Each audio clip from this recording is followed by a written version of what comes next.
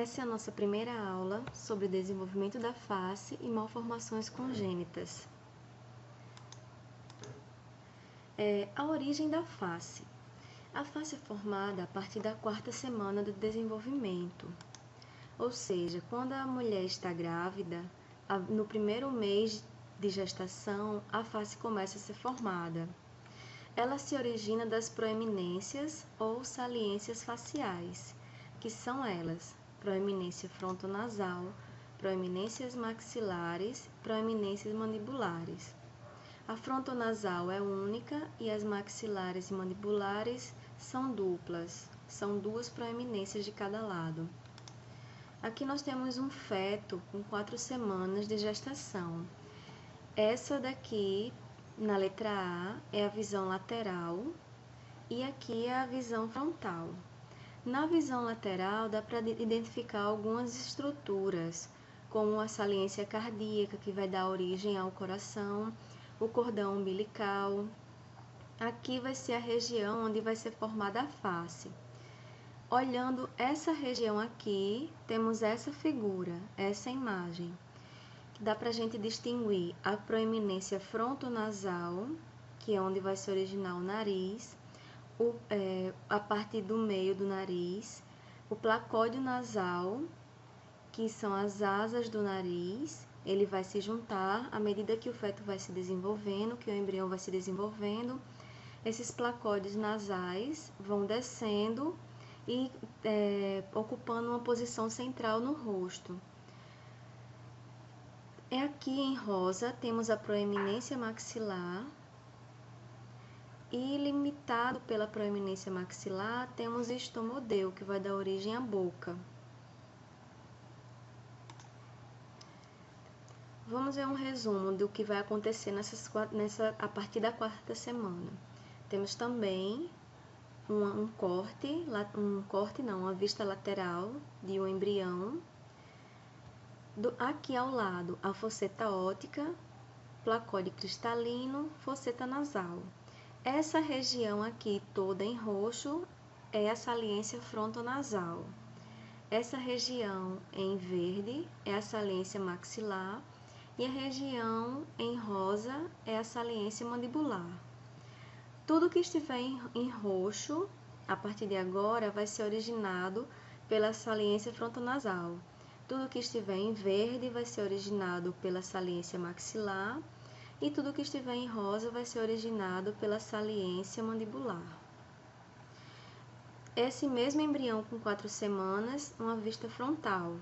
Temos o placóide nasal, que é o que vai dar origem ao nariz, a membrana orofaringe, essa membrana vai se romper, dando origem ao estomodeu, que a gente viu na figura anterior, e que originará a boca. Em rosa, aqui temos a saliência mandibular, que vai dar origem à mandíbula. O mesmo embrião com 4 semanas e meia, dá para ver que ele já começa a ter a aproximação das suas saliências. A saliência mandibular as saliências mandibulares começam a se aproximar ao meio da face, juntamente com as saliências nasais. O olho se encontra aqui ao lado. Esse olho vai subir e o nariz vai descer para formar a face. Note também que não tem mais aquela membrana, agora já temos o estomodeu. O mesmo embrião com 5 semanas agora. Já começa a tomar uma face, já começa a se parecer com uma face humana realmente. Então aqui nós temos a saliência nasal. Se algum defeito ocorrer no fechamento dessas saliências, vai ocorrer aqui as fissuras. Se ela ocorrer nessa região, então a fissura será labial. Se ocorrer mais para dentro da boca, será a fissura palatina. Aqui temos já as pálpebras se formando e aqui abaixo vão se formar as orelhas, que vão migrar até a altura dos olhos. Os olhos também encontram-se ainda aqui abaixo. Formação do segmento intermaxilar. Esse segmento intermaxilar é importante porque ele forma o palato primário e os lábios. Ele tem vários componentes. Tem o componente labial, o componente maxilar superior, e o componente palatino, que é o que forma o palato primário. O labial forma o lábio e o maxilar forma parte da maxila. Aqui temos a formação do palato. O palato se divide em primário e secundário. O palato primário, ele é originado do segmento maxilar. E o palato secundário, ele é derivado dos outros processos maxilares, das prateleiras palatinas. À medida que as prateleiras palatinas vão se desenvolvendo, elas se encontram na linha mediana do corpo e se fundem. E a língua vai empurrando ela para cima, essas prateleiras para cima, para dar forma à abóbada do céu da boca. Aqui em amarelo, o palato primário e em rosa, aqui, o palato secundário. Algo que divide bem o palato primário do palato secundário é um forame que fica logo no meio e atrás dos dentes incisivos, que é o forame incisivo. Aqui a formação do palato, o palato se forma depois dos lábios. Então, depois do fechamento dos lábios e a formação do palato primário, ocorre o fechamento do palato secundário. Aqui dá para ver o palato ainda aberto e o septo nasal logo depois do palato. Nota-se também aqui uma eletromicrografia de um embrião com o palato no mesmo estágio do esquema. Aqui um corte frontal, o rosto dele foi cortado frontalmente, isso aqui é a língua dele. E aqui a gente percebe que o palato não está completamente fechado, completamente fundido, igual aqui na figura. Nessa outra figura, a gente percebe que o palato, as prateleiras palatinas vão se encostando e a língua também vai subindo. À medida que as prateleiras palatinas se encostarem, se fundirem, a língua vai empurrar o palato para cima para terminar de fusionar o palato. Aqui um corte, esse corte já mostra que o palato está mais formado, mais fechado. E aqui também, a abertura desse palato é muito menor do que essa abertura anterior. Dá para notar, né? Figura anterior, palato bem afastado. Figura depois, o palato bem juntinho. E a última figura aqui, o palato já fundido. O detalhe mostra o forame incisivo, que é o forame que delimita os tipos de fissura. E ao final do palato, a úvula. E aqui a cavidade oral com as prateleiras palatinas já unidas, porém a abóbada do céu da boca não foi formada ainda porque a língua ainda vai empurrar essas prateleiras para que elas terminem de se fundir e dê o formato do céu da boca. Eu coloquei um vídeo para vocês sobre o desenvolvimento da face, ele está disponível lá na nossa primeira semana. Queria que vocês assistissem porque ele é um resumo de tudo que eu falei até agora, só que de uma forma animada. É o primeiro vídeo que está na semana. Agora vamos falar sobre as malformações, anomalias congênitas e defeitos do nascimento. Essas três palavras significam praticamente a mesma coisa. Elas são utilizadas com alguns detalhes de maneira diferenciada, mas em regra geral elas significam a mesma coisa. Uma anomalia significa fora do normal, da norma, do usual, sem qualquer conotação etiopatogênica. Pode haver uma anomalia e não haver uma doença, como por exemplo a polidactilia é uma anomalia, mas não é uma doença. O indivíduo pode viver normalmente com 1, 2, 3 dedos a mais. Congênito significa que é presente ao nascimento, ainda que não necessariamente diagnosticado ao nascimento. Significa que aquele indivíduo, aquela criança, já nasceu com aquilo. Isso que significa congênito. As malformações têm diversas causas. Geralmente, elas são causadas por fatores genéticos associados a fatores ambientais. ou seja, uma predisposição genética junto com o fator ambiental, os dois juntos influenciam no aparecimento dessa anomalia. E ela pode ser isolada, que apresenta uma única anomalia, ou ela pode ser associada com duas ou mais anomalias.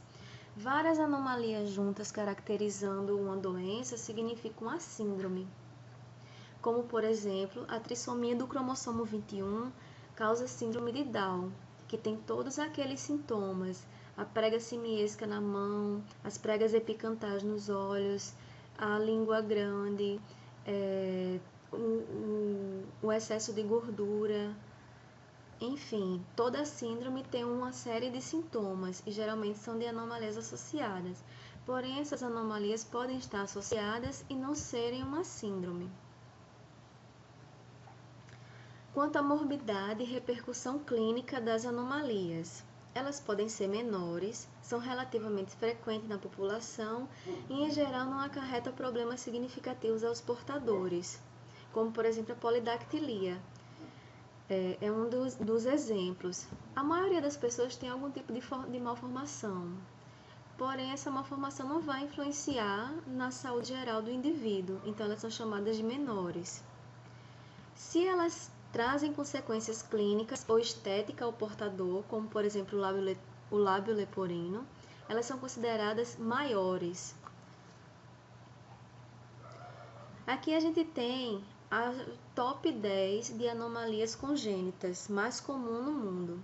Essa classificação foi feita pelo Conselho Internacional de Doenças e Problemas Relacionados à Saúde e Anomalias Congênitas. Então, aqui nós temos a primeira anomalia, que é a anencefalia, a segunda, espinha bífida, a encefalocele, a microcefalia, a hidrocefalia congênita, estenose ou estreitamento do canal lacrimal, analftalmia, microftalmia ou macroftalmia, catarata congênita e coloboma da íris e aniridia. Aqui ao lado temos o Código Internacional de Doenças, 10 significa que ele está na sua 10ª edição. E o Q junto ao número significa o local onde essa doença está enquadrada na CID. Todas essas doenças são consideradas CID-10, que são anomalias congênitas. E quando um bebê nasce, na declaração de nascidos vivos, tem o preenchimento lá. Tem um campo para preenchimento de anomalias congênitas. Então, é colocado CID-10 e, mais especificamente, Q00 para anencefalia, Q05 para espinha bífida, Q01 para encefalocele e assim por diante. Se você é sensível a imagens fortes, eu aconselho dar uma paradinha para se preparar, toma um copo d'água, se levanta, porque agora vamos ver algumas imagens de fetos, embriões, bebês, com as 10 malformações que eu citei anteriormente na tabela. A primeira malformação é a anencefalia, que é uma malformação caracterizada pela ausência parcial do encéfalo e da calota craniana. Hoje em dia, a anencefalia é bem polêmica aqui no Brasil, porque existe uma lei que as mães podem, ao detectar que a mãe está grávida e a criança é anencefala, ela tem o direito de fazer um aborto. Só que tem as correntes que são a favor, que são contra.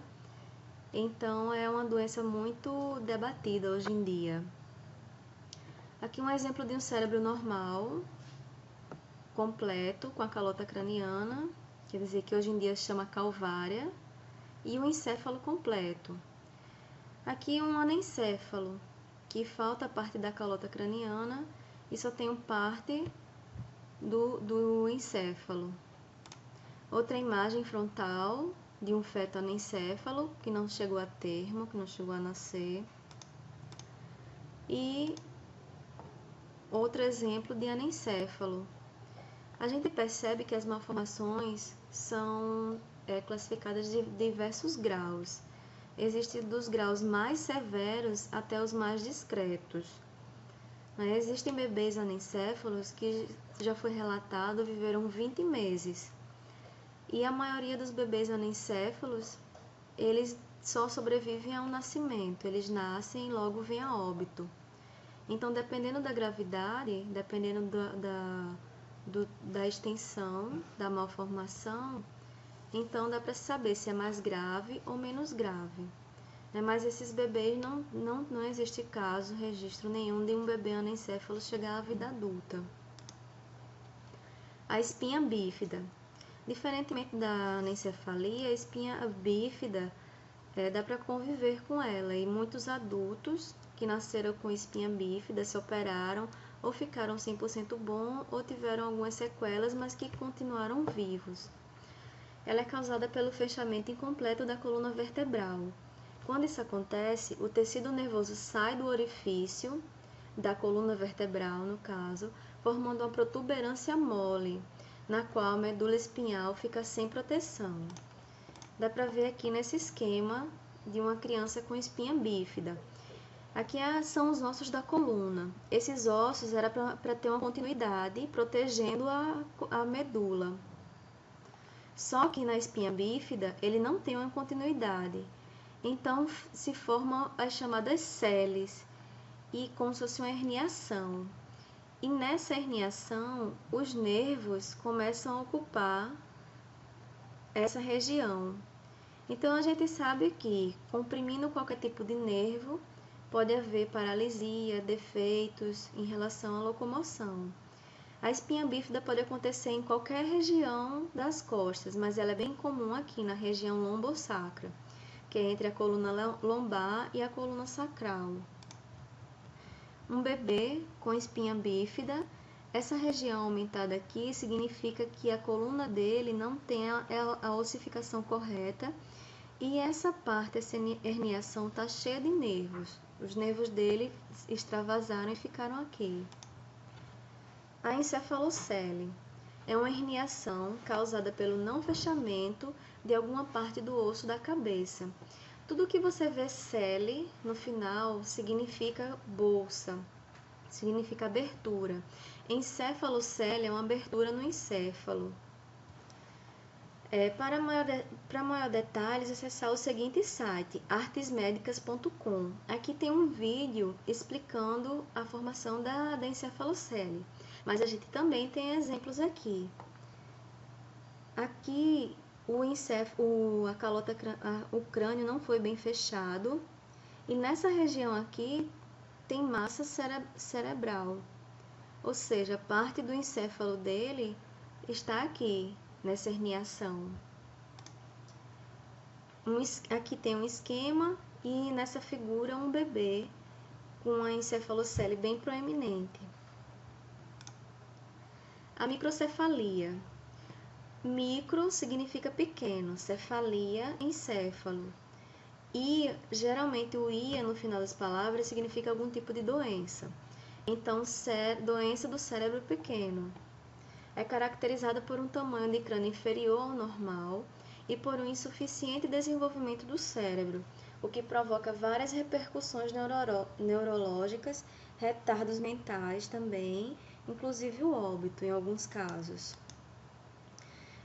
No esquema, temos um tamanho normal de uma criança com o encéfalo inteiro, íntegro e de tamanho normal.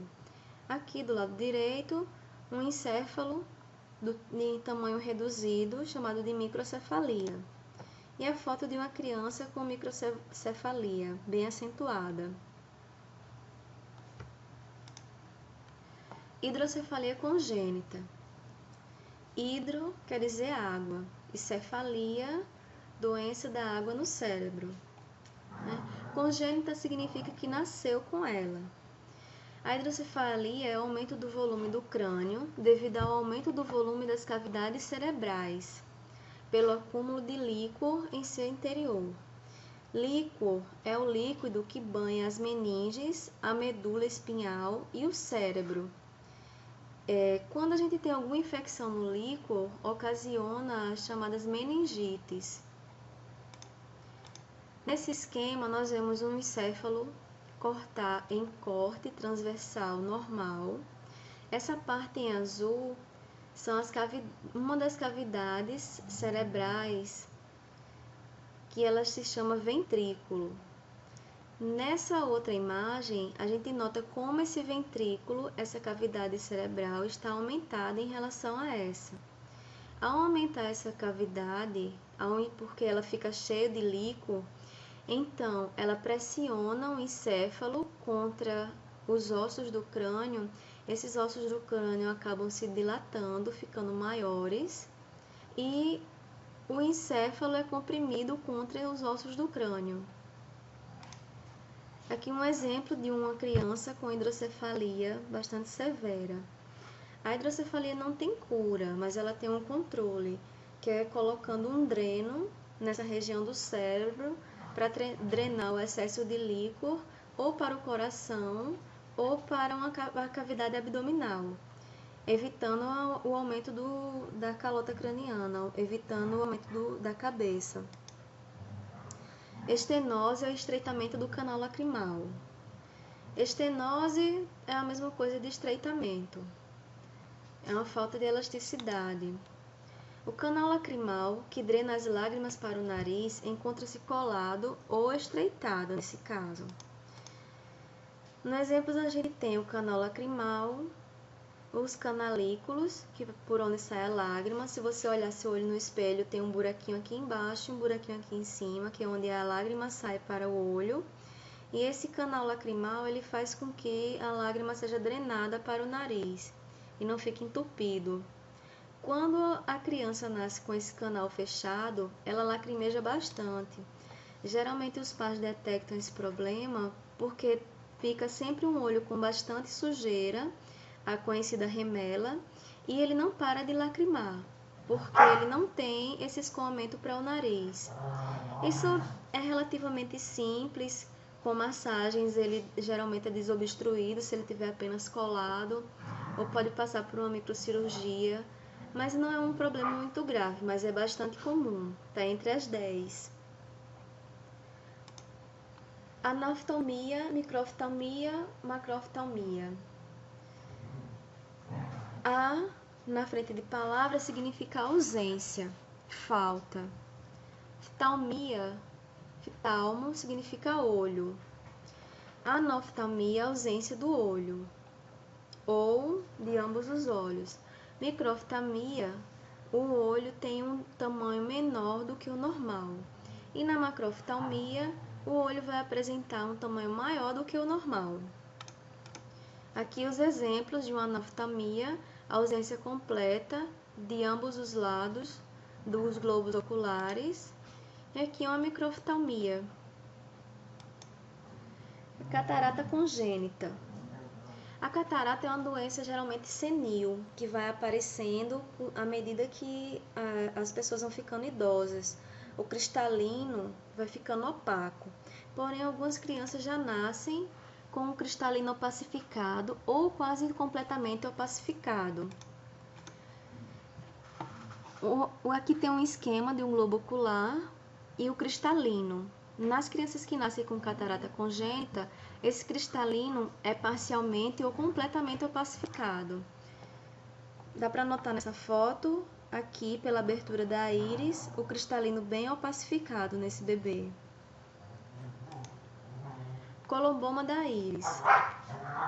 É um problema na íris, né? Pode ser inofensivo, não causar nenhum problema à visão, mas se ele for muito severo, pode sim causar problemas, até mesmo impedir a visão da pessoa. É um orifício ou defeito na íris do olho. Aqui a gente tem uma íris, normalmente ela seria completamente fechada aqui no seu centro. Porém, quem tem um coloboma, ela é um pouco fendida ou completamente fendida. Aqui um exemplo de um olho com coloboma. Também é chamado de síndrome de olho de gato, porque como a íris ela fica vertical, o olho da pessoa que tem um coloboma fica parecendo um olho de gato. Ele pode acometer os dois olhos ou apenas um olho só. A última malformação, classificada entre as 10, é a aniridia. A significa ausência Ridis significa íris, a falta congênita da íris do olho. A íris funciona como um diafragma. Ela abre e fecha de acordo com a iluminação do local. Quem tem aniridia não tem esse reflexo de fechamento pupilar. Então, se você colocar uma luz no olho de quem tem aniridia, a pupila não vai se fechar, porque ele não vai ter a íris para fazer essa contração. Aqui no detalhe, um olho com aniridia, sendo que nesse olho foi colocada luz. Tá vendo o foco de luz? Porém, mesmo com o foco de luz, a íris não se fecha, já que não tem íris, né? Então, ela não é capaz de se fechar. Deixo vocês com a imagem do nosso futuro centro de convenções, que está parcialmente construído, fazendo um pouco de propaganda da cidade de João Pessoa. E teremos na nossa próxima semana a aula 2, que vai ser apenas sobre fissuras. Espero que vocês tenham gostado e que essa aula seja esclarecedora. Não esqueça de ver o vídeo sobre as malformações. Também tem um vídeo de um outro professor de uma universidade, explicando em alguns esquemas didáticos como acontece o desenvolvimento da face. E espero que vocês comentem lá no fórum, diga todas as dúvidas, o que ficou por desejar aqui, pergunte lá que a gente responde, debate e vamos construir o nosso conhecimento juntos, fazendo um conhecimento socializado. Até mais!